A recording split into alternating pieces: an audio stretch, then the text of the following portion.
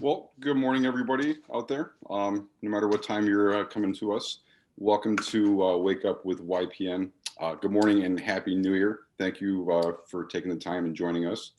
We're all really excited to meet our honorees and our panelists, tell us about themselves and about the 30 Under 30 program.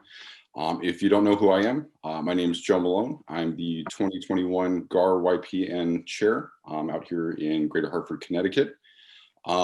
So just to kind of get started this morning, how we're going to run things is I'd like to meet our panelists, kind of get to know them a little bit. I'll tell you a small description. And then I got a couple of questions for them just to kind of get to know them a little bit better, just before we get into the part of asking them about like the 30 Under 30 program. So without further ado, we're going to start with our first panelist, Mr. Harrison Beecher. Thanks for coming today. Harrison is a managing partner of the Coalition Properties Group residential sales team based in Washington, D.C. He's honored by the Realtor Magazine's 30 Under 30 class of 2016. He's a national speaker and a coach on the topics of social media optimization, mindset, diversity, and inclusion. So Harrison, welcome. Thank you for taking time out of your schedule today. The next person is Felicia Mares. She's from San Francisco Bay Area. She's a native there and a lover of all things real estate. In 2019, after only a couple of years in the industry, she was named one of Realtor Magazine's 30 Under 30. Felicia spends time with her big family, posts a ton on social media, giving back to the real estate industry as a whole, and most importantly, eats a lot of fries, which honestly, who can't admit to that? So again, Felicia, thanks for joining us this morning. Next, we have Ms. Rebecca Donatelli, who serves on the NAR YPN Advisory Board and is founder of the Rebecca Donatelli team with McDowell Homes Real Estate Services in Cleveland. In 2019, she was honored in the Realtor Magazine's 30 Under 30 and also 2020 Realtor of the Year at the Lake and Geauga Area Associations of Realtors. I think I pronounced that right.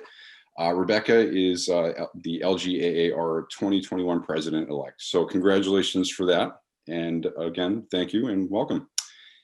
And finally, last but not least, we have Alexa Caballo-Hughes, our very own GAR's 2021 president and a 30 Under 30 honoree herself of class of 2019.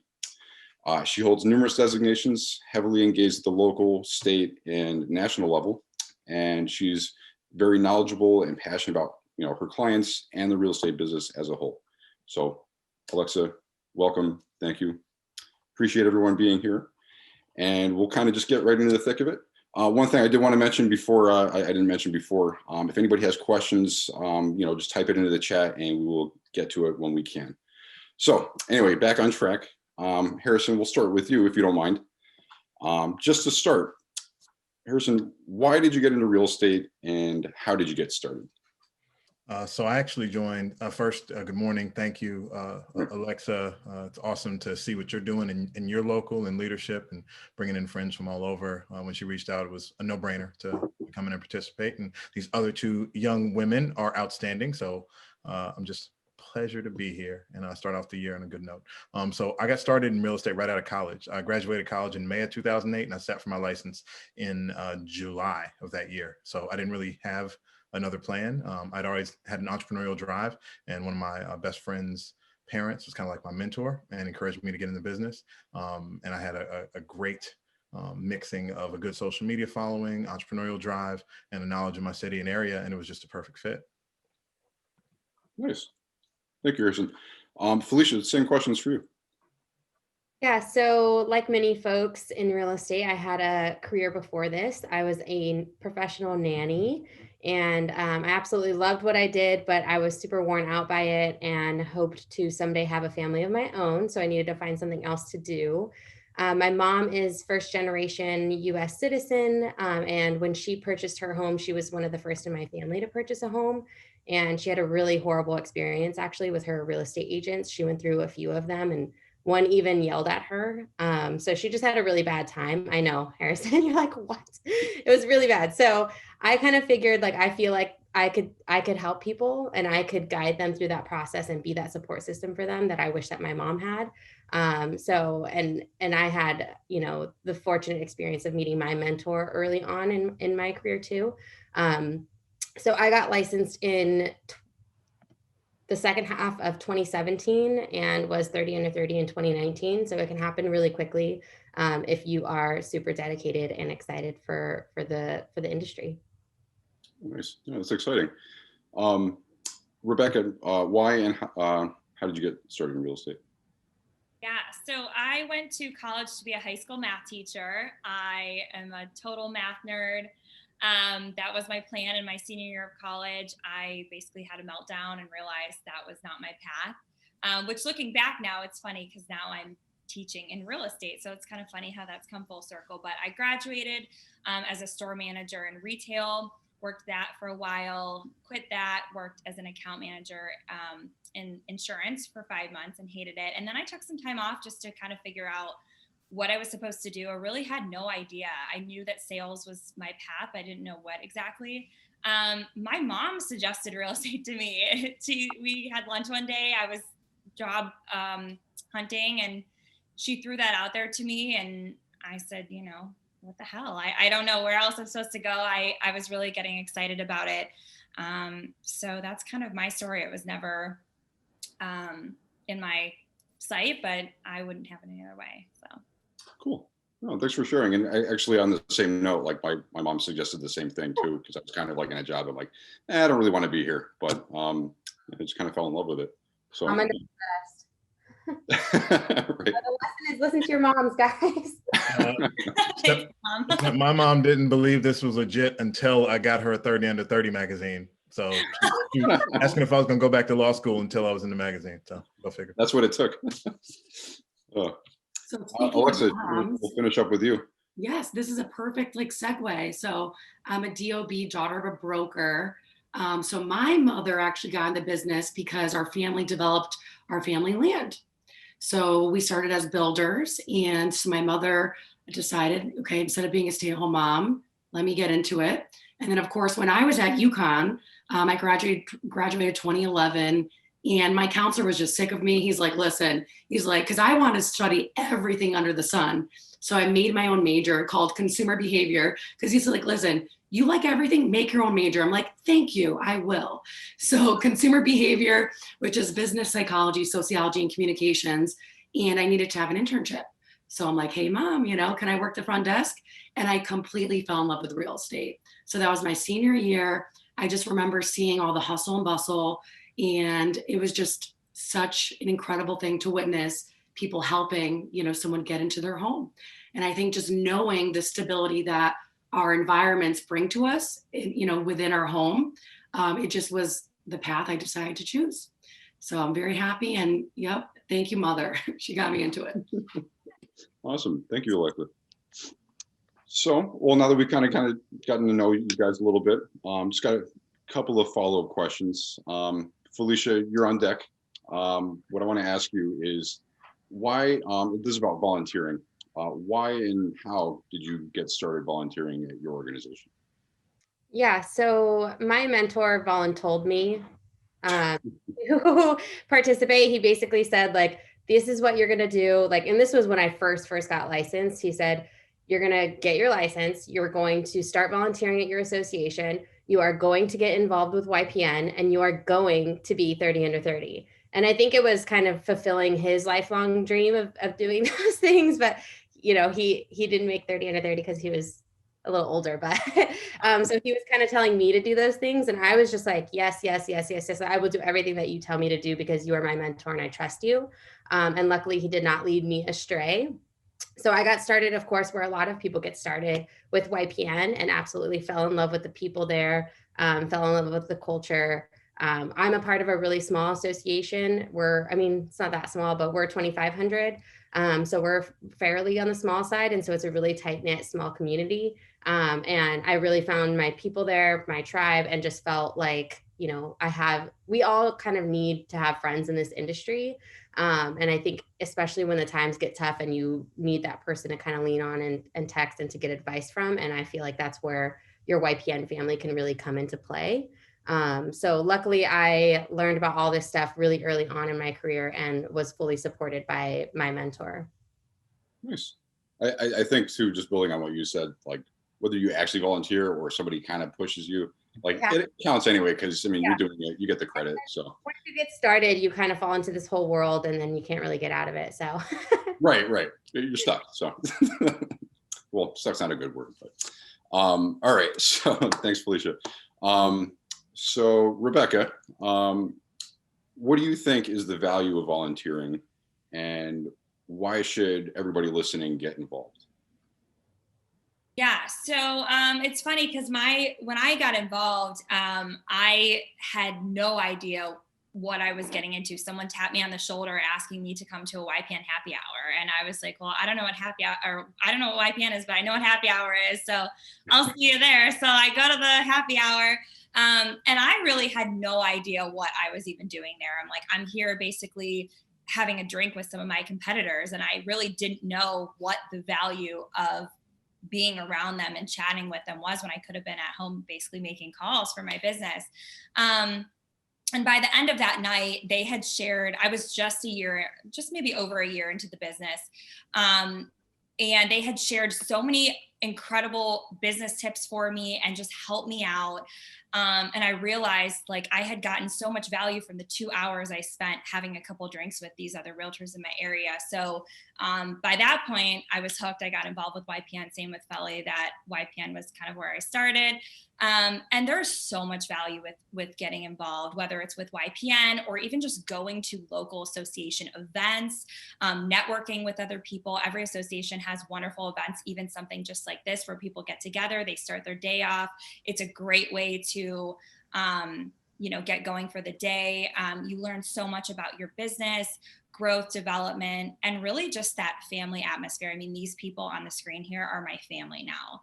Like if I have something personal that I need to talk to them about, they're the first people that I call. And that family is huge, especially in our business where there's a lot of stress and it's crazy and it's busy. And even though we are surrounded by people all of the time, it can feel incredibly lonely at times. And so these people are kind of that core group. But on top of that, there's so much benefit when I go to meet with my clients. When I go to a listing appointment, I wear my President Circle pin. I want people to ask me what the pin is for, so I can tell them that I go out of my way to protect their private property rights. And that's one of the beautiful things about being involved with your association, is that you are protecting our industry and protecting your clients. And that's a huge benefit. So there's countless benefits for the people that aren't involved yet. Just start going to events. Everything's still virtual, obviously, but for me, that's been the biggest thing. Oh, awesome answer. No, I agree with so much of what you just said. And like, even for myself, just getting into like volunteering or any part of it was just such a tremendous thing, even if just for the networking, possibilities. Harrison, I know you wanted to say a few things too. Yeah, I mean, I think there is so much value in building community and strengthening relationships. There's a competitive advantage actually that you earn from being present, being visible, and like actually contributing in positive ways. So to me, when I started showing up first at YPN events, I've always been that nerdy guy. My friends on here know, especially with anything audio or sound related, I will like look behind and be like, oh, how's this connected? Like I'm always like kind of a digger investigator. And when I was first invited, because I was getting recruited by another broker to come to a YPN event, I was like, oh, this could be done better. Who runs this? Oh, okay. What would this take? And it was like kind of a voluntold / curiosity that got me involved. And then seeing the results of like a little bit of extra thought and making our events, a couple more details, like the background music, the food, the order, the who speaks when, the light, like all that little extra stuff that can improve someone's experience, had a positive impact, and people noticed. And then when they noticed, it's just been kind of a continual string of being voluntold into different opportunities. And now I'm president-elect for our association for next year. And that's an 11,000 person organization that's going to do some really awesome stuff, as driven by, dude that just showed up and started tinkering around with playlists. So, I think when you make your role bigger, nothing bad ever happens. And for us, like, it's just a huge opportunity to like connect, give back, and then you get results in the relationships and community you build. Well said. I totally agree. Honestly, everything you guys shared totally rings true to me in different aspects. And really, what it comes down to as real estate professionals, yes, there's competition, but I think majority of the time it's about being cooperative, right? And it's about 1 + 1 is 11. It's about having synergy. And I think something that Harrison said really stuck out to me that, listen, I volunteer because I believe in the American dream of home ownership. Like Rebecca said, private property rights, protecting that. But to Harrison's point, it truly has benefited me personally and professionally in the sense that there's faces to these names that we're co-broking with. And you've established yourself as a volunteer of the association. You're someone that is, spending time to make sure we're raising the bar in real estate. We're having more opportunities for equal housing opportunities for all and opportunities for people to learn and grow and creating a space in the community to really help raise us all up. So I think that it's truly, as much as I know I've made an impact, or I'm hoping I'm making an impact with everyone, and the things that I've done on the board and with YPN, that's how I started. I'll never forget, I was actually asked by Felix DeVerger, and he's like, "You need to get involved." And I was like, "What does that mean?" He's like, "You like what is this?" And it's true. Once it is like Hotel California in the sense that once you come, you don't leave, but it's because we find so much value here. We find so much value on the local level with the relationships we've built, on the state level, and then on the national level. I mean, truly the sky's the limit. And the more I've been able to volunteer, the more that I've found it is an honor to serve our clients, and it's an honor to serve our communities. And as realtors, we're in every corner of every community throughout every inch of this beautiful nation. And quite frankly, we're the ones that are guiding these people on a day-to-day basis, and as far as our consumers. So to be able to really help and come together with our fellow members and making sure we have the right tools and resources and education. And I really believe that it's been a tremendous value to myself personally, professionally. Like I said, the mentorship opportunities I've had, just by volunteering and being able to kind of see how other agents that I really admire operate, and that synergy. And like, I think it was Rebecca that said, like, she's able to pick up the phone anytime, and just call up anyone that we've all met here. And it's just such a beautiful thing. So for anyone that's considering to get involved, if you're hearing this, consider this to be your reach out, right? Because I know a lot of us had someone reach out to us. But for anyone that's listening, get involved. It truly will help you in so many ways, but you're also helping the real estate industry. It's a beautiful thing. And the time commitment's not crazy either. That's a complaint I hear people make, like, I don't have too much time. I don't have too much time. Like, I guarantee you're not busy as me. Right. And when you make your cup, and not to flex, but like when you fill your cup up, you got to get a bigger cup. So, you know what I'm saying? Like that, it pushes you to be better with your business by having other things on your schedule that are important to you. So you have enough time, I promise you. I love it. And speaking on that time portion, like, yes, it's an investment of, okay, but like, guess what? These are all topics we all love. Like, we love our industry. We love like helping people buy their homes. So if we're able to be in the room where we're having these discussions on the latest and greatest, like tools, technology, practices, forms, like if you're involved, if you're in that room, not only are you helping to decide, but you're also bettering your own practice. So anytime you put in, it's an investment in your own career. Absolutely.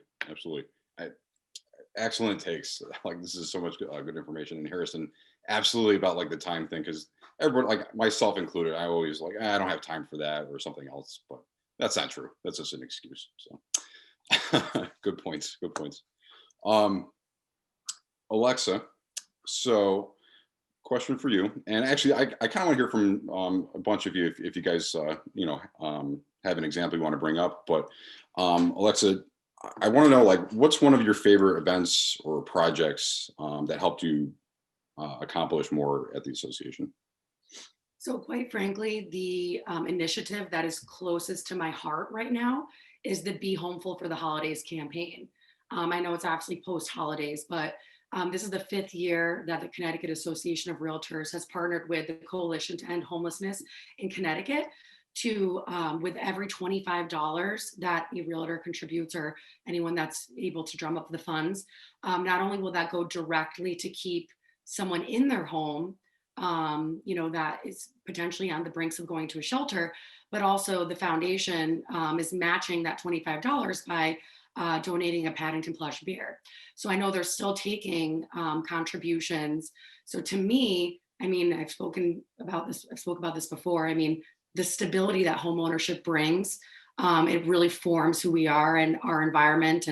And so I think that, to me, that's been something that I've really leaned into over the past years, but specifically this year too. I mean, there's been a lot of people struggling, a lot of people that are truly, in really tough positions.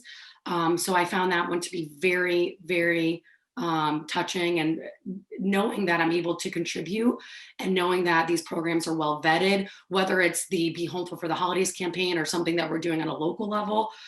There's so many different ways that we're able to contribute, and by doing so, I know that these opportunities they're vetted. Where the money goes will actually help, things like that. So that's the one that really sticks out to me. But besides that, RPAC, I mean, contributing towards protecting our private property rights and the American dream of home ownership. I mean, we've seen this year how much of an impact it's been to have our awareness and to have our power as the largest trade association in the world to remain essential, to have contributed towards the CARES Act, where there's been tons of benefits that have helped a lot of people kind of sustain beyond just our realtor community. But those are two things that come to mind that I think have been really, really instrumental. Thanks, Alexa. Anybody else want to answer that question? I'll jump in. One for me right now, I am really excited this year. I'm the program director for our local leadership academy, which I am really excited about this program. And I have my first session with our class next month. I went through our state program, Ohio Realtors Leadership Academy, 2019. And that experience for me helped me in so many ways. It brought me clarity for so many different things, both personally and professionally. And I really wanted to be able to bring that to our association. So I'm really excited getting more leaders involved, getting more people involved, hoping to bring them some sort of value. So I'm really excited about that this year. Cool. That's awesome. Really neat. Can I just say, like, it is so fun to see your friends be so passionate about what they're doing. Like, I love when Donatelli talks about the Leadership Academy, because she just lights up, and it's just such a blessing to see.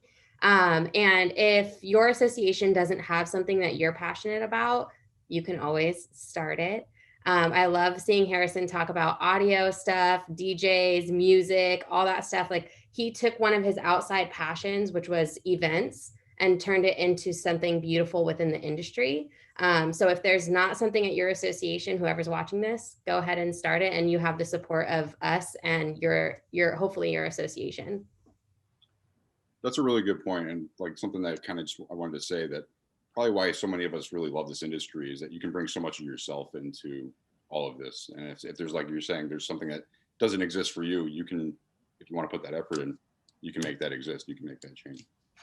You can. I want to second what Felly said, because that's one of the beautiful things about being involved with your association, is that you have a voice in our industry. Whatever it is that you want to do, you just have to talk loud enough for other people to hear you. But bringing those types of things, new ideas, and things like that to other people, that's one of the beautiful things about being involved, is having a voice on so many aspects. So 100% second what Felly said.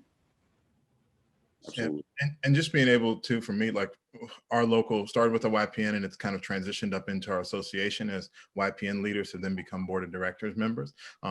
Getting really good about parties with a purpose, right? Like saying, if we're going to get together and have a good time, how can we multiply that impact? Or something like, one of the things I've loved most is we've tried to put a bunch of resources towards homelessness and people experiencing it in our city and our region. Because, we have booming market, but like, you still got such significant need, and you can like accomplish so many things at once with this greater organization. And our staff, like, Kiara on your staff is so awesome and great. The staff are looking forward to volunteer leaders with good ideas that they can help execute on. So I encourage folks to get involved, because if you've got something you're passionate about, and like Donatelli said, you speak up and have some good ideas behind it, you have so many more resources. It can be such a multiplier effect for things that really need it right now. And especially this past year, like we did the Color of Law discussion book, and like led some bold conversations that, you know, maybe other organizations wouldn't have. So, you know, I love that energy that you can have a good idea, something you're passionate about, and, you know, bring a lot more resources and eyeballs towards it. And like to wrap up this point, like everything you guys are saying, like whatever someone has a passion for, they can lean into it. But then also knowing that we can recreate the wheel, but then there's a lot of opportunities where, you know, Harrison's doing something a certain way, or Rebecca or Felicia. Like what's great is that we can reach out to one another anytime. And anyone that's listening, feel free to reach out if there's something that piques your interest that you want to learn more about, you know, and that goes back to the synergy of 1 + 1 is 11. Like, so there's so many different people that are doing things at different associations.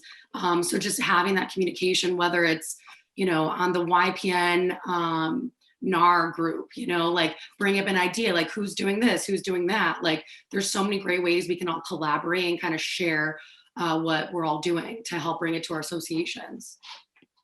Yeah, and it sounds like I don't know, if I was listening to this, I might feel a little bit overwhelmed, like, oh my gosh, those are such big ideas, those are such big jobs, like I don't want all of that pressure. There's so much space for the person who just wants to show up to the meeting and help do the small things. Like there's just for one event, there's so many people that are involved in that. And each position is really important, and we need all the help that we can get to throw these types of events. So if you're listening and you're like, no, that's not for me, I don't want to like, I'm not trying to do all that work. There's a lot of jobs for you that are not that time consuming. I know even at here at GAR, like, I mean, we need people, you know, all the time. We're, you know, all of our committees every year, they're always looking for more people. So just to your point, there's always positions, there's always a way you can help, for sure. So definitely. Well, thank you guys. So now I kind of want to transition, if you guys don't mind, to the 30 under 30 portion. For everybody out there that's listening, if you're not familiar with it, just to kind of give you a brief overview, and then, you know, just a couple questions for our panelists, because that's what they all have in common too, is that they're all 30 under 30 members. But basically, so each year, May or June, Realtor Magazine features 30 young rising stars in the real estate industry. And in determining who they're going to pick for the 30 under 30, Realtor Magazine staff looks for candidates who are successful in real estate, business, demonstrated skills, success, creativity, and leadership in their careers. So a milestone for sure.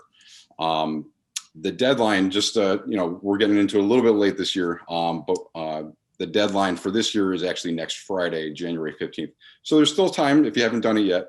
And want to try and kind of ask the panelists, you know, what can you do to make yourself stand out, and, you know, what's the best practice. So if you guys want to kind of just jump in when you can, the first thing I would want to know is individually, like, do you have any tips for everybody listening out there, like for your application or your video that you're going to submit? Hire a writer like Rebecca to write your story, because it is. No, but my quick tip to start is narrative. You got to remember that the 30 under 30 honor is a marketing tool for the National Association of Realtors trade publication, which is Realtor Magazine. So they want to highlight stories, they want to elevate stories that get other realtors to get excited about being a realtor, and that get people outside of the industry to be excited too. So you got to ask the question, what is a story and what is a narrative that NAR wants to champion, and how can you make sure that you've got kind of a holistic and complete narrative that is attractive to them? So focus, narrative, story. That's my tip. Speaking of stories, so Rebecca literally is a writer, you guys. This is her book, Think Bigger. You can see her Think Bigger sign behind her. But this, I mean, what an incredible woman. Let me tell you, but we're not all writers. I, for one, you know, when I had applied, so first of all, I would say, if you don't get it the first year, apply again. I think I applied probably 3 times. I think I applied like when I first became a realtor, because I'm like, oh, I want that. I mean, that was like 10 years ago. And then the second time I applied, I was actually filling out the application on the way to my, like in flight to my honeymoon. So I didn't get it that year. And then the year after that, I had applied. And I just speaking your truth, you know, just sharing your story of being involved. I think that Obviously, you have to be a transacting realtor that's had success, but also you have to be someone that's actually been involved and it's, trying to raise the bar in real estate. So I think maybe just starting with putting in the time as far as, getting on your YPN and participating. But then beyond that, don't shy away. We're not all amazing writers like Rebecca, but still give it a whirl, and actually for my video, because I truly did not want to, there's some people that really go all out with the video, like decked out, like Harrison, okay? Like fan, your hair's in the wind, like whatever it may be, or with Harrison, his beard's in the wind. Yeah. For me, I was like, you know what? I just need to do something live. So I did for my video, I actually just did a live video that I posted in the YPN NAR page. And it was a quick video. And I actually was giving away the realtor own it coin. And because that, to me, that's what being a leader is all about, is trying to get new people involved. So anyway, so I did something from the heart.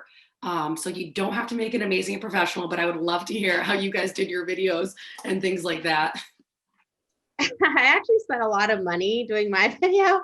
I hired a professional videographer, and I don't regret it at all because I still use that footage. So it was a really smart investment. This video is amazing. Go watch it, please. Thank you. One of my favorites.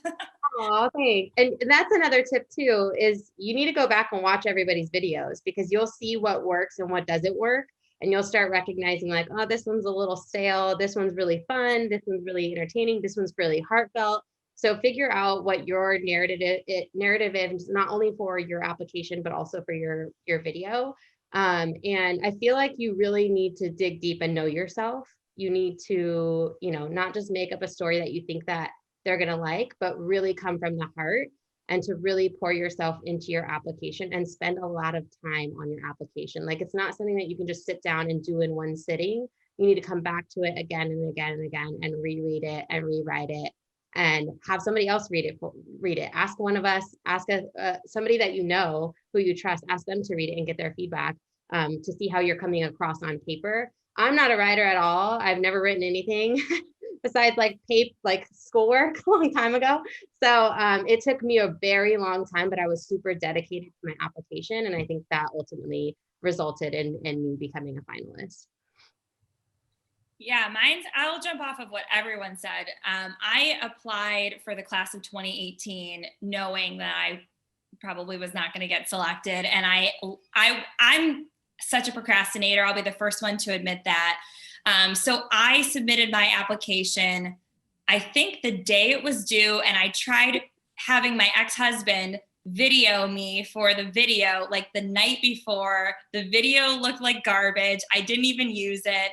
I put in my application and I knew I wasn't going to get selected, and I wasn't. And so that year I was like, okay, how can I step up my game? I really, really wanted it. I then met everybody. That's where Harrison and Felicia, we met in Chicago, and I chatted with a lot of the past honorees, and I said, what did you do? Like, tell me. I leaned heavily on HB when I was filling out my application, and he said, you need to tell your story. Like, what is going to make you stand out amongst the hundreds of other people that are applying? And that's really what it is that your full story. Why are you unique to anybody else? Really telling your story and being authentic about it. There's a question, how'd you get into real estate? Be authentic. I was like, hey, I had no idea this is where I was supposed to be. I wasn't, there's my cat. It wasn't something I was planning on doing, being authentic. I have a sense of humor when I write. So that was something that I incorporated as well, to kind of share my story. And then when I applied for the class of 2019, when I was selected, I also hired a professional videographer who did my video. And I was really grateful for that, because I am not technology. I don't know how to create a nice video, and I was really happy about that. So really just be authentic. I would say tell your story, and share everything that you've done. I mean, from, attending events, NAR stuff. That year I got involved with the board, and I made my first investment in RPAC, kind of everything encompassing all of it. It's not just about transactions. In fact, transactions are one of the last things as far as I know, that they look at. They want to see all the other things that you're doing. Are you a leader in this industry, as well as a producing realtor? And quick plug, I'm doing a Clubhouse Conversation Monday evening. I think Rebecca and Felicia might join me. We'll see. I don't know. It's on my calendar. I'll see if I feel like There. Talking about 30 under 30, because I'm so excited and passionate about this. I literally made a Venn diagram that talks about the different considerations and how things work. Because to me, because I didn't have the pedigree or legacy like Alexa had, right? Like I was kind of self-made and making it on my own. I didn't fully understand the association stuff out the gate. I had to kind of piece each one together and say, oh, you got to have some of the association involvement. You got to have significant sales, right? So whatever is significant for your market. You got to have some type of personal narrative and story. And then you got to have some leadership, community involvement. And then you got to package it nicely in a way that makes it easy for those writers to tell. And then when all else fails, you find out who the writers are and become friends with them. So like Erica, one of the writers, we both love Prince. And then when I was in Minnesota for the RPAC training conference, we legit went to the Prince studio and museum and we're like friends and like connected on like life stuff. And she happens to be one of the writers for the 30 and 30 article every year too. So it's like understanding that kind of political path as well to get there. Talk about being intentional, Harrison. That's pretty good. That's next level right there. Harrison was a huge help to Donatelli and myself when we were applying. Thank you so much. I still think back to that time of like how crazy it was. And like Donatelli was saying, I would encourage people to apply every year, even when you know you're not going to get it, because they'll see your application and they'll start remembering you, and they're going to be like, damn, this girl keeps coming back. Like, what is she doing? She really wants this. She's getting better and better and better each year. So stepping your game up, reflecting on last year's application if you didn't get it, and then going based on that and just stepping your game up each way. I didn't think I was going to get it. I got it on my first time applying, which is really rare and awesome. But I, wasn't super confident, but I was confident in the fact that I knew I was going to get it eventually. I was like, if I don't get it this year, I'll definitely get it next year, but I'm still going to try my best and put 100% in it and spend hours on my application. And I'm going to comb through this, and I'm going to talk to so many past 30 under 30s to get their advice. And another huge portion of it that we haven't touched on yet is your letters of recommendation. They allow you to submit, I think 2, right, guys? 2 letters of recommendation. You can pick pretty much whoever you want. It could be your mom, it could be your client, it could be somebody at the association. Both of the letters of recommendation that I submitted were from past 30 under 30s, which I think just showed that like, hey, I'm already in this community. I'm already friends with the people in this group, and I belong in this group as well. So I think that really helped my application stand out. But I've heard that other people get them from like, clients and stuff like that. I don't know, Harrison or Alexa, if you want to touch on who did your letters of recommendation. I believe I had a letter of recommendation from our past local president, who's now our state president. She was one of my mentors, Joanne Breen. See, that's huge. It shows that you're like involved in the association. You know who others are, you're connected, you're being intentional with it. I think that goes a really long way. You got to have somebody having your back. Yeah, part of the story. And another powerful part too, Felicia, when you're going through the application process and thinking about your value proposition and your story, just how much I grew from application not being considered to, because there's like a 75 semifinalist, there's a 50 finalist, and there's a 30 get it. And I experienced all 3, right? I had a year where I got 75, I'm like, didn't get it. The year where I made it to top 50, didn't make it to top 30. And each time I'm like, I have to up my game. And in that final year, that exercise of like articulating my value proposition, my path, my story, there's no coincidence that was the year my sales almost doubled, and I've like been on a really strong growth trajectory since, because I've been able to better articulate and know myself better, and that helps me with my clients and business. So like, even if you're outside of, I'd even throw it out as a association activity to encourage all folks to put together the application and go through answering those questions, because if you can answer those well for this, it's a great exercise for your business, for your mission statement, for your things that you do with consumers too. So it's just been really huge to be introspective through that process of telling your story. Harrison, you said it. That is something that is major. This is a point I would never even think to bring up, but as you're saying that, I remember how it was kind of empowering just to like take time to reflect and like, how did I get in the business? Because we're always hustling, we're always doing what we do, our heads are down, we're just serving. And very rarely do we take time for ourselves and time to kind of reflect and touch base and acknowledge, yes, maybe you don't get it the first time or the second time, but acknowledging how far you've come and your story and how much you've been involved.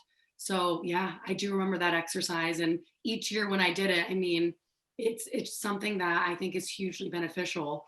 And especially, you know, it's a new year, right? It's reflecting and kind of putting pen to paper. And like you said, you knew who you are even more. And what'd you say, your sales doubled or something crazy like that? Like, that's incredible.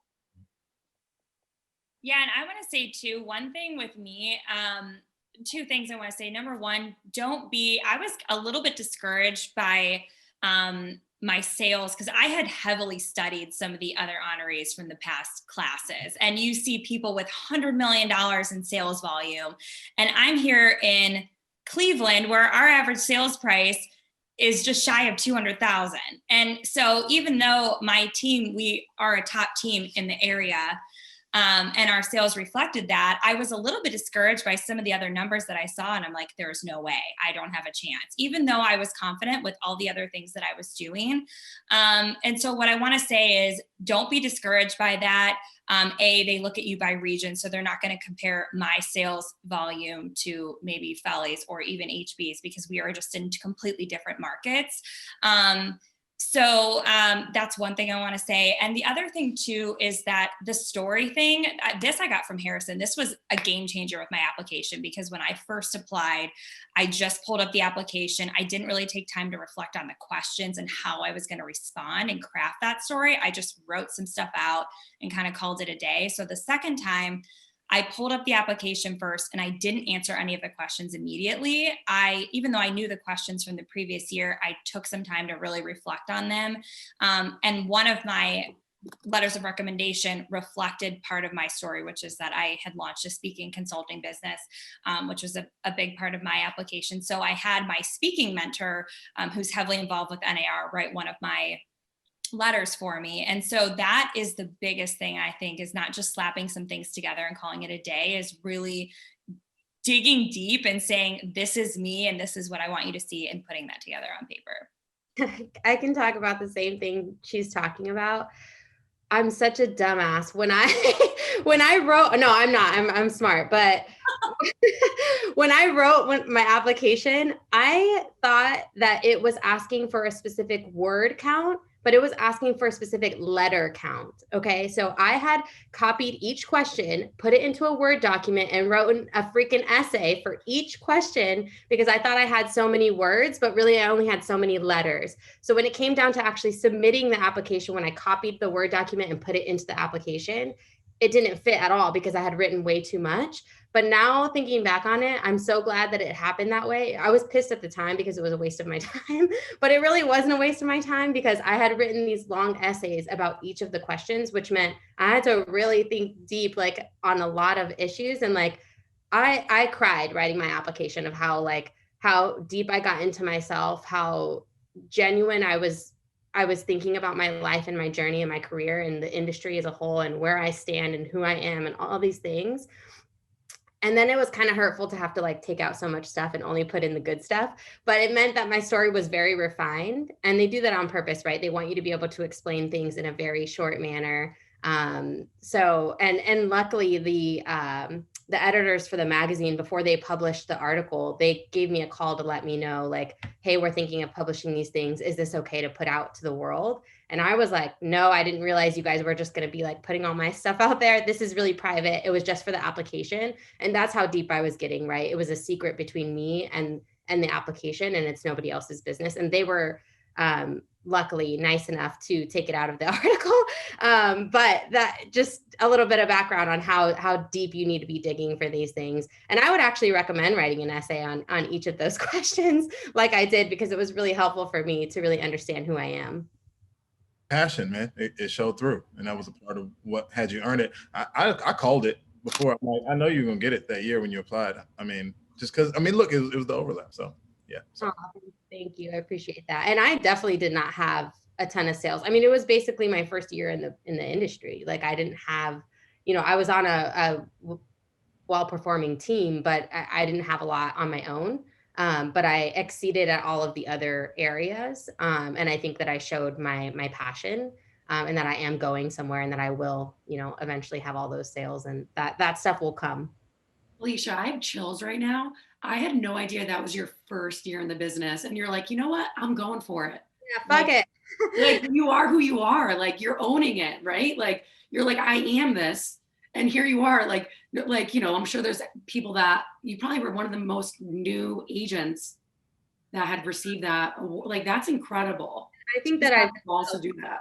had a lot of like moments where I am just like, I believe in that kind of affirming yourself of like, I am going to be a 30 out of 30. I felt very confident in that fact. I just didn't know when it was going to happen, right? Like, is it going to be this year or next year? And I actually didn't have that much time because I'm 30 now, but but I really felt like I was going to get this. And I've done that with a lot of different things too. Like, this year I am YPN vice chair for my state. I am going to be president of my association in 2023. Like I see these things happening and then they just do. So I believe in putting things out into the universe and Right. reaping what you sow. The universe will rearrange around your goals and what you affirm and what you believe in. I think that's great. Man, you guys are awesome. Like I am pumped up, like each and every one of you, I hold so close to my heart. You each are such an inspiration, and like, oh my gosh, I'm so thankful. Like just having this dialogue. And I hope other people that are watching this too are just feeling, the excitement, and it's a beautiful thing, right? Just leaning into who you are, owning it, and just rolling with it. I think it's great. And another hack for those that are maybe, a bit mature beyond the age of those that can apply for 30 under 30 is this group in terms of the benefit after is the Mindshare, like how brilliant, something like Remind, which is an app which I assume is coming to your MLS, was started by a past 30 under 30 honoree. Like the entrepreneurial spirit of this group is fascinating and awesome. And if you need good referrals for anywhere, like check that map, because like most of the folks that got it are like doing significant business and really plugged into their community and think differently. Like that's what I love, is just the way people's minds work and how different everybody is, and how there's benefit to the entire association from them curating this group of leaders that's like then creating the next generation behind us and like kicking butt while we're in it too. So, y'all great. I just appreciate y'all. Oh. Well said. Wow, I feel like I'm kind of overwhelmed by like all the information. Like I'm kind of inspired too by all your guys' stories and everything. It was really, I'm glad we did this today. This is really nice. Where do we go from here? Jeez. So I guess I got one last question for you guys. But before I get to that, I just want to remind everybody that's watching, if you guys have questions yourself, please just put them in the chat. I'll get to them if you type them in. And we have a few minutes left here and everything. So if you have anything, please just put it in and we'll definitely ask whatever it is. My last question to you guys, for everybody interested, is what would you say is like the best way to promote yourself? Like, how do you guys do it? You said the best way to what yourself? To promote yourself for the 30 under 30. That's a good question. So it's interesting because people think that, when you go into the voting period after you make it to be a finalist and they open up the voting and you get your friends and your family to vote for you. I think that they want to see that you're excited, you're energetic, you're trying your hardest, you're out there like, trying to get people to vote for you. But at the end of the day, that voting period only results in one person being guaranteed a spot into the 30. So I think that part was a little confusing, and I didn't know that going into it. I thought that the voting was going to be choosing. That's not how it works. It's basically like a panel that selects the 30, and there's only one person out of the entire 50 who is guaranteed a spot in that 30 if they get the most votes. So yes, that part, the promoting yourself part, is really important, but what's more important is what goes on your application. But of course, social media is really important. We all stay connected on different platforms. I know it sounds like Harrison's getting familiar with Clubhouse, which is cool. I think that's a really interesting new way to promote yourself. But yeah, we all stay connected on there. And I think that goes into a part of our community and how we maintain our friendships, even though we live in different parts of the country. I don't know if Harrison, you look like you want to say something. Rebecca, I think, was about to say something. I was going to tease and say you write a book to promote, you know. So as well. Applying for 30 under 30 bucks. No, all I was going to say is second what Belly said is that I was also under the impression that people were voting for the applicants and they do their own selecting and with the voting, there's only one person that is guaranteed a spot to move forward who gets the popular vote. But that being said, I do think it's still really important for you to be sharing your videos and things like that, because those people that are behind the scenes judging are watching you on social media. And if you're not promoting your stuff, it looks like you don't really want, like for me, I wanted them to know that I wanted this bad. So I was posting every day, like, let's go, let's rally the troops, go vote. I'm going to the mall and giving people directions on how to vote.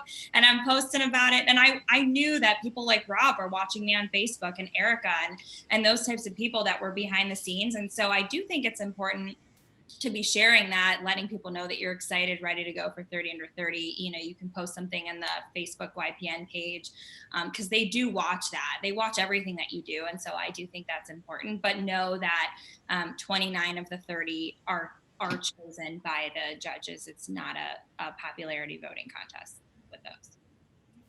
So you got to put a valiant effort, even if you're not going to be the one that gets the 10,000 votes. I feel like my year, it was Kelly Henderson, and she did like these big seminar class things with like 300 in a room at a time for them all to vote for her. And but even then her votes were only like 3,000, I think, which is a lot. But then somebody in later years has gotten like 15,000, I think. Someone did like something crazy in terms of votes. And to Rebecca and Felicia's point, it's important that everybody they have that's involved, like that, the semifinalists 75, the finalists 50, are all additional kind of storytellers, cheerleaders that get more folks to want to be involved and engaged with Realtor Magazine, with your national association, with your state, and with your local, right? Like they're championing these folks that they can, you know, hold up and say, look, this is what the future of our industry is, and we want, you know, be like them. They're great, you know. So you just got to disseminate it everywhere you can and do it with pride, and not do it with an assumption that direct action is going to turn into you being invited in, but just do it with the enthusiasm that even being a finalist is a blessing and opportunity. So you got to be excited to be there. And that enthusiasm is what I think helped me, until I have lots of that. So it helps. So I will say, so Joe, this is a really great question. At first, I'm like, wait, what do you mean? I completely forgot that, yes, there is a 7-day period of the voting. And actually reflecting back, I actually created a video, 1 video per day. And it was myself, I recorded myself with one of my mentors. And I said, this is my mom, like, I'm so thankful, like, you know, and I actually pushed that out to my entire database via BombBomb, video email blast, also posted on my social. So I did 7 days of that. And actually just going along with the theme of just leaning into like feeling confident about it. And, you know, so Holly Callanan, our CEO, I'll never forget it. One time I was like on a Rising Star panel, like for our NERC conference, New England Realtor Conference. And I didn't think to like mention it because I'm like, oh, I don't want to like, you know, use like a megaphone to be like, oh, look how great I am. I'm going to be on this Rising Star panel. And I like mentioned it to her, like in passing, like the day before or something like that. She's like, oh my gosh. She's like, Alexa, like, this is great. Like, you need to tell us these things. Like, these are, and it's not about me, right? It's about the message. It's about just being who we are. We're inspiring people, just the positions we hold and the things we're featured in. So yes, it is about us in the sense that, yeah, pick me, vote for me. But you'd be surprised. Like, we do have this amazing community of people that are just here to like support and champion us and champion your message. And that really stuck with me, what she said. And so when there was a 7 days, I wanted to feature 7 of my mentors that really meant a lot to me. But in doing so, I created a lot of kind of like buzz around it and a lot of like excitement. And actually CTR, Connecticut Association, did a beautiful plug for me at one of our quarterly board of director meetings, or one of those type of events. I actually wasn't present, but Holly had actually recorded and said, oh my gosh, like, this is great. They're announcing you at this like huge meeting, like vote for her, like we support, like, you know. And then furthermore, they featured on, like, I think Connecticut CT Realtor TV, our little newscasting show. So anyways, don't be shy. It is kind of a weird thing to promote, but just know that you're not only promoting yourself, you're championing the realtor brand and who we are. So I think that's kind of the message there as well. It's not about us necessarily. But yeah. No, that's a good point. I think a lot of people, like myself included, like you almost don't want to promote yourself. It's kind of like an instinct. You feel like you're just kind of wrapped up in yourself, but really it's like, how are people going to know otherwise? And, you know, like what you have to bring to the table or what you have to offer. So I think that's a really good point that you brought up too. So, so I don't think we have any questions. I do want to I want to personally, you know, say thank you guys for your time today. This has been incredible. A lot of information. I'm too old to apply for 30 under 30, but you know, for everybody else out there that's watching that would like to, I hope this has been great information. Thank you guys for your time. And was there anything else that you wanted to just wrap up with? Anything that we didn't cover that anybody can think of? Recruit some youngins to get them to right. apply next, for real. Like that's like, I'm only 30, what am I, 34 now? But I am more excited by the 22 and 23-year-olds on my team and the stuff that they do and the energy that they have. And I'm doing everything in my power to get them in this too. So like, even if you're beyond that age, like tap into this energy, because you want people that aspire to this in your organization to push you, make you better. There's also a lot of 40 under 40s. You know, I mean, it's not an NAR thing, but there's a lot of magazines out there that feature 40 under 40s.